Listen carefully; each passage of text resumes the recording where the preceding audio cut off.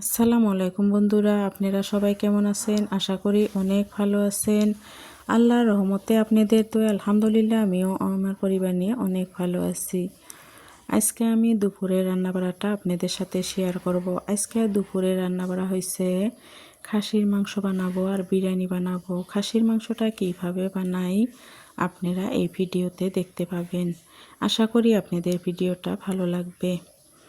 প্রথমে আমি খাসির মাংস ধুয়ে বেছে নিছি, তারপরে পেঁয়াজ কুচি দিয়ে দিলাম, তারপরে আদা রসুন কাঁচা লঙ্কা এগুলা বাটা দিয়ে দিলাম, দিয়ে গুঁড়া মশলাগুলো এবার আমি দিয়ে দিব। লঙ্কা গুঁড়ো, হলুদের গুঁড়ো, পরিমাণ মতো লবণ, জিরা গুঁড়ো, ধনিয়া গুঁড়ো এগুলা দিয়ে আমি সরষের তেল দিয়ে দিলাম, দিয়ে হাতের সাহায্যে আমি ভালোভাবে মাখিয়ে নিব। আশা করি আপনাদের ভিডিওটা ভালো লাগবে। যদি ভালো লাগে লাইক কমেন্ট শেয়ার করেন। সুন্দরভাবে আমি চটকায় চটকায় মাখায় নিছি। দেখেন, এইভাবে মাখায় নিলে মাংসর টেস্টটা অনেক গুণ বেড়ে যায়। আমি একদম ঘরোয়াভাবে বানাচ্ছি। দেখেন, এইভাবে আমি খাসির মাংসটা বানাই।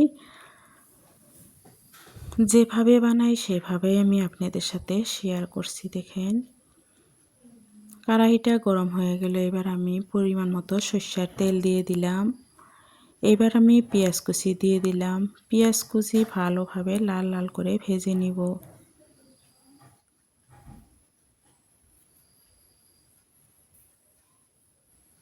পেঁয়াজগুলো আমার লাল লাল করে ভাজা হয়ে গেল। এইবার আমি গোটা জিরে দিয়ে দিলাম।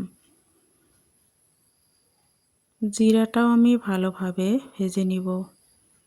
ভেজে নেওয়া হয়ে গেছে। এবার আমি মাখানো মাংসটা দিয়ে দিচ্ছি। মাংসটুকু দিয়ে দিলাম, দিয়ে এবার ভালোভাবে কষাইয়ে নিব। এই মাংসটা আপনারা যত কষাইবেন ততই টেস্ট হবে। সময় নিয়ে ভালোভাবে মাংসটা কষাইয়ে নেবেন।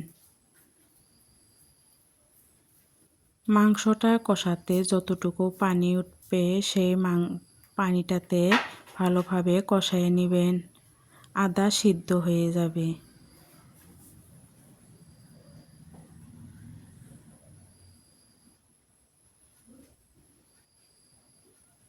মাংসটা লাড়াচাড়া করে এবার আমি ঢাকনা দিয়ে ঢেকে দিলাম। দেখেন কতগুলো পানি উঠেছে। এই পানিটাতে মাংসটা সিদ্ধ হয়ে যাবে। খাসির মাংস আমি এইভাবেই বানাই, ঘরোয়াভাবে। সেইটাই আপনাদের সাথে শেয়ার করলাম। একটা কথা আমি বারবার করছি। দেখেন,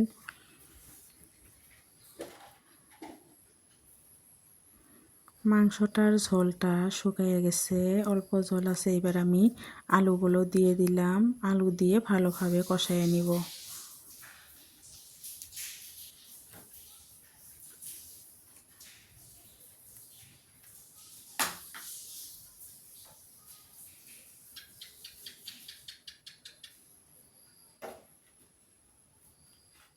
সুন্দরভাবে আমি কষাইয়ে নিলাম।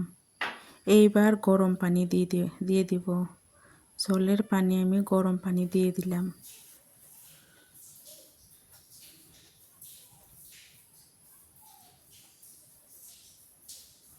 এবার নাড়াচাড়া করে ঢেকে দিব। এই সাইডে দেখেন আমি বিরিয়ানি বানিয়ে নিচ্ছি। বিরিয়ানিটা ভাজা ভাজা করে নিচ্ছি। চাউলগুলো ভাজা ভাজা করে আমি প্রেসার কুকারে দিয়ে দিব। একটা সিটি দিয়ে দিলে হয়ে যাবে। আশা করি আপনাদের ব্লগটা ভালোই লাগবে। এই রান্নাবাড়ার ব্লগটা আপনারা দেখে নিন। ভালো লাগলে লাইক কমেন্ট শেয়ার করেন। ফাইনাল লুকগুলো দেখেন কত সুন্দর হয়েছে। আশা করি আপনাদের ভিডিওটা ভালো লাগবে। ভালো থাকবেন, সুস্থ থাকবেন। পরবর্তী ভিডিওতে দেখা হবে। আল্লাহ হাফেজ।